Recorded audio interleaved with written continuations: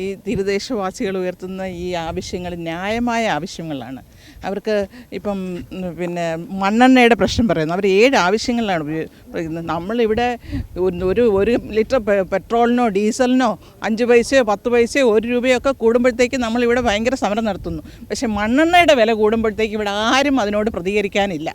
പാവങ്ങൾക്ക് അവർക്ക് എല്ലാ ദിവസവും കടലിൽ പോകുന്നതിന് വേണ്ടിയിട്ട് മണ്ണെണ്ണ വളരെയധികം ഉപയോഗിച്ചിട്ട് വളരെയധികം ചിലവേറിയ ഒരു കാര്യമായിട്ടാണ്. അപ്പോൾ അത് പരിഹരിക്കണം. അതുപോലെ ഒരുപാട് പേരുടെ ഭവനം നഷ്ടപ്പെട്ടിട്ടുണ്ട്. അവർക്ക് പരിഹാരം ഉണ്ടാക്കി കൊടുക്കണം. ഒരുപാട് 4 വരി വീടുകളാണ് വലിയതുറ ഭാഗത്തൊക്കെ നഷ്ടപ്പെട്ട. അവർ എത്രയോ നാളായിട്ട് അവർ ഗോഡൗണിലാണ് താമസിക്കുന്നത്. അവർക്ക് വളരെ പരിതാപകരമായ ഒരു സ്ഥിതിയാണ്.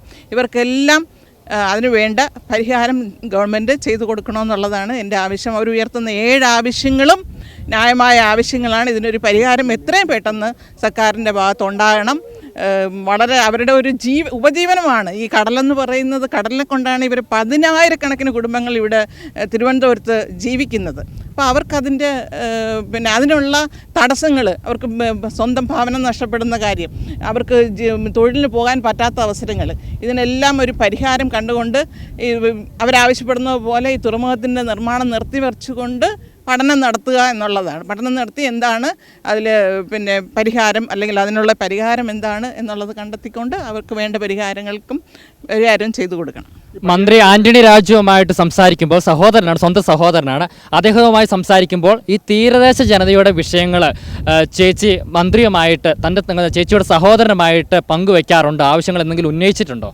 സംസാരിക്കാറുണ്ട്. ഇതൊക്കെ പൊതുവിൽ വരുന്ന പ്രശ്നങ്ങളാണ്. നമുക്ക് അദ്ദേഹത്തിന് സർക്കാരിൻ്റെ ഭാഗത്തു നിന്നായിരുന്നാലും എല്ലാ കാര്യങ്ങളും നോക്കിയേ ചെയ്യാൻ പറ്റുള്ളൂ. അത് ഇപ്പം അവരുടെ UDFൻ്റെ ഗവൺമെൻറ് കാലത്ത് തുടങ്ങിയ ഒരു പ്രോജക്റ്റാണ്. അവർക്കത് തുടർന്ന് പോയത് കൊണ്ട് അത് തുടരാനുള്ള അതേ സർക്കാരിന് ചെയ്യാൻ പറ്റത്തുള്ളൂ. അപ്പം ആ ഭാഗത്ത് നിന്ന് സംസാരിക്കുന്ന ഞങ്ങളെല്ലാം തീരദേശത്ത് ജനിച്ചു വളർന്നവർ തന്നെയാണ്. ഇപ്പം ജോലി സംബന്ധമായിട്ട് മുകളിലോട്ട് പോയി താമസിക്കുന്നു എന്നുള്ളത് അവർക്കെല്ലാം എല്ലാവർക്കും നന്നായിട്ട് ഈ പ്രദേശത്തിൻ്റെ ബുദ്ധിമുട്ടുകൾ അറിയാം. തീരദേശ ജനത ഇപ്പോൾ പറയുന്നത് തങ്ങളുടെ വോട്ട് മേടിച്ചിട്ടാണ് ആന്റണി രാജു മന്ത്രിയായത്, MLA ആയത്.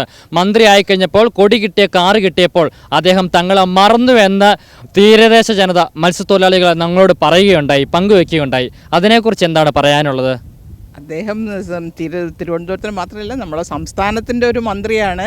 അദ്ദേഹത്തിന് എല്ലാ കാര്യങ്ങളും സർക്കാരിൻ്റെ രീതികളും അതിൻ്റെ നിയമങ്ങളും അതുമൊക്കെ നോക്കേണ്ടതുണ്ട്. എല്ലാ കാര്യങ്ങളെയും അദ്ദേഹം തന്നെ പറഞ്ഞിട്ടുണ്ടല്ലോ. ഈ തീരദേശവാസികളുടെ ഇപ്പോഴും ഉയർത്തുന്ന ഈ ആവശ്യങ്ങൾ ന്യായമായിട്ടുള്ള ആവശ്യങ്ങളാണെന്ന്, ന്യായമായ സമരമാണെന്നും അദ്ദേഹം പറഞ്ഞിട്ടുണ്ട്.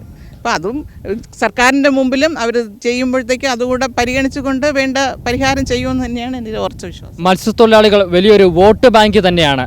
ആ വോട്ട് ബാങ്കിനെ സർക്കാർ കണക്കിലെടുക്കുന്നുണ്ടോ? പെട്ടെന്ന് നമുക്ക് ഇതിന് ഭയങ്കര നിയമ തടസ്സങ്ങളും ഒരുപാട് പെട്ടെന്ന് ഇങ്ങനെ തടന്നു കൊണ്ടുകൊണ്ടിരിക്കുന്ന കോടിക്കണക്കിന് രൂപയുടെ ഒരു പ്രോജക്റ്റാണ് ഇത്. നമ്മൾ പെട്ടെന്ന് അതിന് വേണ്ടിയിട്ടുള്ള നിയമപരമായ സർക്കാർ തലത്തിൽ എടുക്കേണ്ട തീരുമാനങ്ങൾ എടുക്കണം, എങ്കിലേ നമുക്കത് ചെയ്യാൻ പറ്റത്തുള്ളൂ. അല്ലാതെ പെട്ടെന്ന് ഒരു ഇത് നിർത്തി അത് നയപരമായും അവർ വളരെയധികം ചർച്ചകളും ചെയ്തതിന് ശേഷം മാത്രമേ തീരുമാനങ്ങൾ എടുക്കാൻ സാധിക്കുകയുള്ളൂ. അപ്പം അതുകൊണ്ട് അങ്ങനെയുള്ള ചർച്ചകൾ നടന്നുകൊണ്ടിരിക്കുകയല്ലേ, തീർച്ചയായും പരിഹാരം ഉണ്ടാകുമെന്ന് തന്നെയാണ് ഞാൻ പ്രതീക്ഷിക്കുന്നത്.